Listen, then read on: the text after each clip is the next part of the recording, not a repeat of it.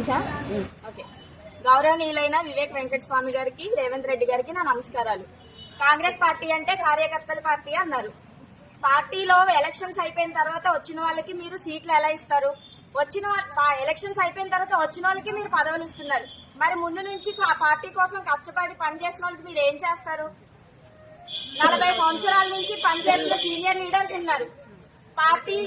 Party అసలు running లో లేకపోయిన వాళ్ళు కూడా మీరు పని చేసిన వాళ్ళు కూడా ఉన్నారు. మరి మీరు పార్టీ ఎలక్షన్స్ అయిపోయిన తర్వాత వచ్చిన వాళ్ళకి మీరు సీట్ ఎలా ఇస్తారు?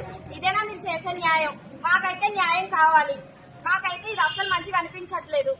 కాంగ్రెస్ పార్టీ అంటే కార్యకర్తల పార్టీ అన్నారు. మరి మీరు ఆ మాటకు తగ్గ న్యాయం చేయాలని మేము అందరం కోరుకుంటున్నాం. ఒకే ఇంట్లో 2 చైర్మన్ సీట్లు మీరు ఇచ్చారు. మరి ఎప్పటి నుంచో పార్టీ కోసం కష్టపడుతున్న వారికి మీరు ఏం న్యాయం చేస్తారు? సీనియర్ గా ఉన్న ఒక్కరి ఇంట్లోకైనా ఒక్క చైర్మన్ పదవైనా వెళ్ళిందా?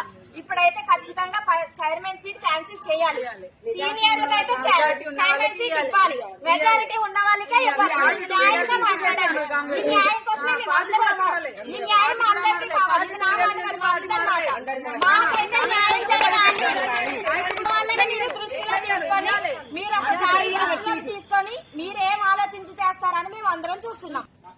42 years నుంచి ఒకే పార్టీలో పనిచేస్తున్న వాళ్ళకి న్యాయం లేదు. మాకు దేవుడు ఒక్కడే, పార్టీ ఒక్కడే. మేము ఇదే పార్టీలో ఉండిపోయాం. పార్టీ ఉన్నా లేకున్నా మా జెండా మాత్రం కాంగ్రెస్ జెండానే ఎగిరింది. మా ఇంటి ముందు కానీ మా వాడలో గాని. మరి ఇప్పుడు మీరు ఏం చేస్తారు? మాకైతే న్యాయం కావాలి. ఇంకొకసారి కాంగ్రెస్ పార్టీ న్యాయం చేస్తుందని మేము ఓటేసి మేము గెలిపించుకున్నాం.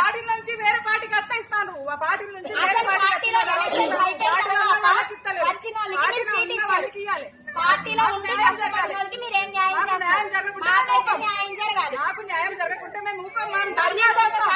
కాంగ్రెస్ పార్టీ రావాలంటే మీరైతే మాకు న్యాయం